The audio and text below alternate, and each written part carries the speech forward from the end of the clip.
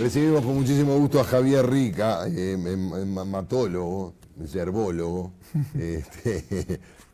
no sé cómo, además de escritor, investigador. ¿Cómo te va? Bienvenido. Bien, buenas tardes. La excusa es que es tu último libro, El mate cuenta sus secretos, una historia para niños, que lo presentaste en el marco de la feria. En el marco de la Feria del Libro. Del libro infantil. Sí, tuve la mala suerte de que fue el día de la huelga de primaria y de secundaria. La huelga no fueron las secuelas. No fueron la escuela pública, no, pero por suerte el Guara me acompañó y bueno, y pasamos una mañana muy entretenida.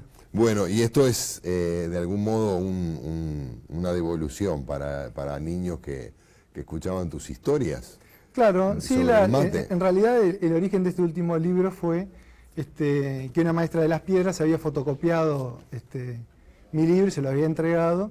Y claro, a los pobres chiquilines le costaba terriblemente entender lo que decía, porque el libro original está pensado obviamente para el público adulto. Fíjate qué interesante. Yo te decía que hace unos 20 años, el filósofo y politólogo y gran amigo Carlos Pareja me regaló un libro fotocopiado, escrito por un paraguayo, un químico paraguayo que estudió a principios del siglo XX en la Facultad de Química de Montevideo. Casi seguro que sea Samaniego. Samaniego. Y me pareció interesantísimo. Y a raíz de eso uno piensa cómo algo tan importante para el uruguayo, tan vinculado a nuestra identidad, que es más, fuera de fronteras nos vinculan con el mate, no le hayamos dedicado más tiempo a investigar de dónde viene, cuál es su historia, cuál es su... Es que en realidad ese fue el origen mío. O sea, yo estaba en Paysandú en la década del 80, mediados de los 80, y bueno, en mi caso hay una biblioteca importante, y bueno, y también tengo acceso a las bibliotecas públicas de Paysandú. Y bueno, yo quería saber cómo era la planta.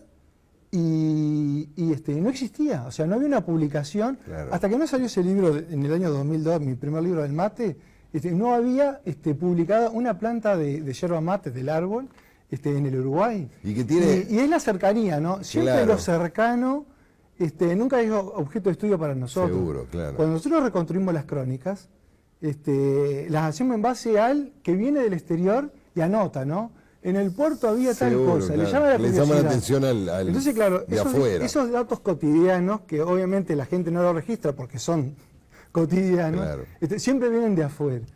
Y bueno, y ese fue como el disparador. Ahora es curioso porque siendo el Uruguay el país de la región que consume más yerba mate por habitante, es el único que no la produce. Es el único que no la produce porque el clima nuestro no nos da. Claro. O sea, es lo mismo que la caña de azúcar, ¿no? O sea, ¿por qué da pérdida la caña de azúcar en el Uruguay? Porque nosotros está en el límite de la zona. Si vamos 80 kilómetros más arriba, y más arriba aún más, y producimos con la misma energía, con la misma mano de obra, la doble cantidad de materia prima, estamos fuera del comercio. Y aquí sucede lo mismo, o sea, si bien hay árboles de yerba mate, hay registros históricos de árboles de yerba mate en todo el Uruguay. Hoy puntualmente, si vamos a la quebrada de los Cuervos. De los Cuervos, bueno, el arroyo Yerbal, Yerbalito, todo eso. Ahí encontramos grandes ejemplares. 33, ¿sí? Pero claro, en toda esa zona, 33, Rivera, Cerro Largo, Tacuarembó. Pero no da como para una producción. Pero claro, ahí va, no da para producir. Y tiene tanto que ver con la cultura, bueno, recién hablábamos con la profesora Marta Sanguinetti sobre nuestros orígenes guaraníticos, ¿no? Fuera de micrófono. Que los guaraníes le llamaban caguazú, que es como decir la yerba de las yerbas, la yerba más importante, la yerba en el sentido de hierba, ¿no? Claro, porque para ellos era también un ritual, o sea, nosotros hoy cuando abrimos un paquete de yerba mate, lo que vemos en nuestra casa es lo que vieron los españoles hace 500 años. O sea, nosotros no le agregamos nada, porque en definitiva la yerba es un proceso de reposo y temperatura, nada más. Y lo mismo con el rito, o sea, el mate, la bombilla, la rueda del fogón, o sea, todo ese rito era todo de la cultura guaraní y bueno, y nosotros después lo heredamos. Claro, ahí hay una singularidad, que la gente va a la Argentina o va a Río Grande do Sul y dice es otra yerba. En rigor es otra mezcla es otra mezcla porque, claro, el árbol... Pero eso surge del gusto de cada uno de los países. Primero es que el árbol es uno solo, y de ahí sale todo. Después, obviamente... El hile es paraguayense. Exacto. Y después, claro, cada año, depende cómo venga el clima, la yerba más fuerte, más suave. ¿Qué hacen todas las marcas? Separan el palo, la hoja y el polvo o la goma, y con eso después buscan mantener el blend. Por eso digo, cada marca como que registra un gusto el público generalmente se aficiona a ese gusto y es... Claro, pero al mismo tiempo claro, los porcentajes de cada uno de esos 3 ingredientes varían según la varían región. según, claro. O sea que los uruguayos además logramos conformar un gusto, por eso nos hacen la yerba para nosotros. Esa yerba se vende en Uruguay, claro, solo se vende en es Uruguay. Importantísimo, sí. Claro. También existe algo que es cierto, de que también la tierra es como el vino. O sea, según donde tú plantes el yerbal también te da otro sabor. Claro. Y por ejemplo, claro, en Argentina hubo un periodo que fueron a Brasil a buscar plantas y trataron de plantarlas en Argentina, pero ahí también la tierra le transfiere un sabor un poco diferente. Claro. Y además, bueno, en el caso de Argentina, se quedó con buena parte, bueno, Argentina y Brasil, de los territorios yerbateros de Paraguay después de la guerra de la Triple Alianza. Con ¿no? los territorios más importantes. Claro. Sí. Y Argentina casi el doble que Brasil. Yo no sé, Paraguay si hoy tiene yerbatales importantes. No tiene, sí. No, inclusive hasta el 80 venía mucha yerba del Paraguay, pero después Brasil la desplazó totalmente. No tiene una producción importante, pero también tienen un consumo muy importante, claro. ¿no? ¿Es cierto que está amenazada la producción de yerba, desplazada por otro tipo de cultivos más redituables? Lo que pasa es que, al igual que en Uruguay, o sea, así como acá la soja desplazó los campos ganaderos, en Brasil la soja está desplazando los campos donde estaban los yerbales. Y también lo que sucede es que la yerba como que entró de moda. Entonces, ¿entró? Como de moda en el mundo. Ah, de acuerdo. Entonces tú entras ves las pastillas de musculación en Estados Unidos y entre las 100 cosas que tienen 1 miligramo de yerba mate. Claro. Y también los perfumes, toda la parte de cosméticos, las bebidas. En Alemania hoy hay cerca de 30 marcas de cerveza con yerba mate. Entonces todo eso también saca materia prima. Claro. Entonces tenemos, menos tierra, más... bueno, la materia prima se va por otros lugares y todo eso, bueno, fue el resultado de que nosotros de 80 se nos fue a 150. Sí, y además es tan fuerte el vínculo del uruguayo con el mate que uno habitualmente dice cómo los uruguayos, los montevideanos particularmente, incorporamos costumbres y léxico de los porteños, dice, a través de la televisión, palabras, en fin, ropa, lo que sea, no modas.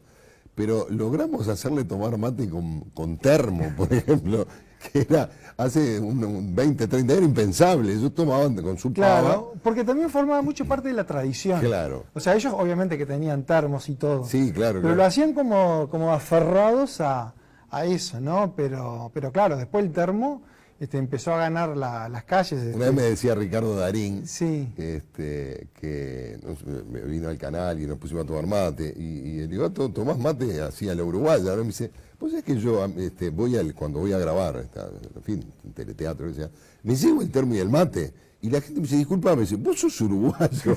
Dice, no, pero me acostumbré como un uruguayo a tomar, a salir con el termo y el mate, ¿no? Ahora también digo, como sucede, como es la sociedad argentina, que para ellos es todo vertiginoso y todo rápido, ¿no? Sí. También cuando ellos agarran una moda, te pasan por arriba, ¿no? Sí, claro. Digo, sucedió un poco con el termo y el mate en la televisión. Digo, acá tú recordarás que a Omar Gutiérrez le costó implantar el mate. Sí. Era muy transgresor. Claro, no se podía mostrar. Bueno, él lo logró. Y en Argentina eso empezó mucho más tarde. O sea, claro. Y ahora si nosotros prendemos la televisión, en todos estos programas deportivos, en los de Chimento, bueno, en las novelas ni que hablar. O sea, el termo y el mate, ya hoy debe haber más programas con termo y mate en la Argentina que en Uruguay. Siempre con la yerba que tiene eso, tiene mucho más palo y por lo tanto al tener menos hoja es más flojita. Pero eso es una cuestión de gusto, ¿no? Es una cuestión de gusto, ¿no? E inclusive para ellos como no es un problema, porque inclusive acá hay marcas que quizás tengan más palos que en la Argentina, pero la muelen. Entonces no nos damos cuenta. Claro. Y ellos también, como es una cosa cultural y el público no exige, entonces nadie se preocupa y tratan de mantener lo mismo, ¿no? La visual, el sabor, se trata de mantener. Bueno, pero es un tema de soberanía, ¿no? Porque es un país íntegramente dependiente de potencias extranjeras en materia de algo fundamental como la yerba mate, ¿no? Claro. Y que además hoy en día es casi un producto suntuoso. De lujo, suntuoso. Sale más barato comer jamón serrano que tomar mate, ¿no? ¿Eso es una cuestión de momento? ¿Es algo que ya no yo creo por lo que veníamos diciendo, ¿no? De que la materia prima está requerida en muchas partes del mundo eso como que llegó para quedarse, ¿no? Y porque inclusive sucedieron fenómenos extrañísimos, impensados, porque por ejemplo Coca-Cola había intentado sacar una gaseosa de yerba mate en la Argentina y a nivel de estudio de marketing todo el mundo decía que la iba a tomar. Y cuando salió al mercado nadie la consumió y la dejaban de producir. Claro. Pero en Brasil hicieron una y la empezaron curiosamente a exportar a México y en México se vende muy bien. Entonces es un mercado muy importante. Entonces, claro, nadie iba a pensar que la gaseosa, ¿no? Brasilera iba a terminar en México y bueno, y todo eso quita mercado. Sin duda. Así que vino para quedarse. ¿Cómo se te ocurrió ponerte a investigar sobre el mate? Y bueno, como te decía, que hoy, que viste que arrancamos con el tema de que no había ninguna publicación sobre... Sí. Entonces, claro, la inquietud era dónde salía eso. Claro. De dónde venía Y también en esa época, yo después con los años encontré un pequeño libro de Asunción, pero aparte de 2 o 3 artículos de Daniel Vidar, no existía nada escrito. ¿Sabes qué o no era accesible a la gente, claro, ¿no? Ocurre algo, mira, las 2 cosas que más nos identifican, o 2 de las que más nos identifican, el mate y el fútbol. También con respecto al fútbol, ahora menos, pero hasta hace unos años, no hablemos de la academia, no había libros de fútbol, no había investigaciones, nadie se había tomado el fútbol como un asunto digno de ser investigado, como cualquier otro tema de la cultura popular, ¿no? Claro, y por eso yo lo que traté de hacer fue dar una tesis panorámica, ¿no? O sea, ya fuera historia, tradiciones, formas de tomarlo, tipos de bombilla. O sea, yo todo lo que encontré sobre el mate lo iba guardando en las carpetas, en los archivos, y un día salió así el libro, ¿no? Yo he visto ilustraciones, pero si alguien se puede preguntar, pero ¿y cómo hacían los guaraníes? Hace 400 años bombillas no había. Claro, bueno, se las ingeniaban. Pero no, digo, la bombilla es... Nosotros ahora vemos que los artesanos la hacen... Sí, un palo con agujerito. Claro, era la cañita, la famosa, la caña tacuara, que es hueca, y claro, simplemente o le hacían agujeritos, o si no le hacían un canastito... Un canastito de como rama, ¿no? Como de mimbre, que inclusive acá en el Museo del Gaucho hay un ejemplar. Tomarían con menos polvo también. Y también... Y sí, no, ya te digo, tanto porque en realidad, digo, los indios tomaban con la bombilla, y el tema también del compartir es cuando... Ahora ya no se ven muchas películas de cowboy, pero antes, cuando nosotros veíamos muchas, sí. La clásica, los indios no compartiendo la pipa de la paz con los yanquis, ¿no? Sí. O sea, el ritual ese de pasar la pipa, es una cosa que corta transversalmente a toda América. O sea, hay que ver lo que le metían adentro a la pipa, que no debía ser tabaco. No sabemos. Claro, yo no estoy autorizado para opinar sobre eso. No, pero ojo que para los primeros misioneros españoles, la yerba mate le decían la yerba del diablo, porque veían que los indios se ponían, se excitaban. Primero, claro, si hoy a un extranjero se asusta cuando nos ve compartir y tomar del mate, y cuando estamos en el extranjero también nos ven, nos impresiona, imagínense en 500 años atrás. Después, que el proceso de yerba mate es muy complejo, y lo habían desarrollado todos los indios. Entonces ahí también había subestimación, o sea, ¿cómo hicieron ustedes para desarrollar este proceso? Y lo peor era que cuando preguntaban de dónde sale ese proceso, nosotros sabemos que todas las culturas nativas asocian al tomate, al maíz con determinados dioses. Entonces era Tupano los dio. Entonces era un dios pagano que le había dado el proceso de la yerba, los secretos de cómo se procesaba. Claro. Entonces creían que cortando eso, o sea, mirase donde se lo mirara, era una bebida diabólica. Claro. Entonces creían que cortando el tomar mate, alejaban al dios pagano. Los jesuitas se dieron cuenta pero obviamente, digo, primero es que no pudieron con la costumbre. Claro. Y segundo fue que ellos vinieron aquí, los españoles, en busca de oro y plata, estas regiones. Y se encontraron con una España en decadencia que ya no los podía subvencionar, y no había oro, no había plata, y vieron en el mercado de la yerba mate una explotación económica. Entonces ellos armaron un circuito hasta Perú y hicieron las primeras plantaciones. Entonces pasó de yerba demoníaca a yerba sagrada, gracias a Santo Tomé. Claro. Yo te agradezco mucho, Javier, que nos hayas acompañado y te felicito por esta iniciativa, sobre todo la versión para los más chicos también, ¿no? Que además curiosean, viste que de niños es un gusto muy fuerte, muy amargo, Y además que tiene componentes No, claro. Que de repente no es bueno que los niños tomen mate. No, obvio. Pero... En mi caso yo tengo un nene de 8 y de 14 y no toman. Pero acá es un poco hablar de eso, ¿no? Cómo se procesa, claro. Los secretos, saber lo que es la infusión. Exactamente. Gracias por acompañarnos. No, por favor. Gracias a ustedes por estar allí. En 7 días nos reencontramos en una nueva entrega de Al Lado Oculto.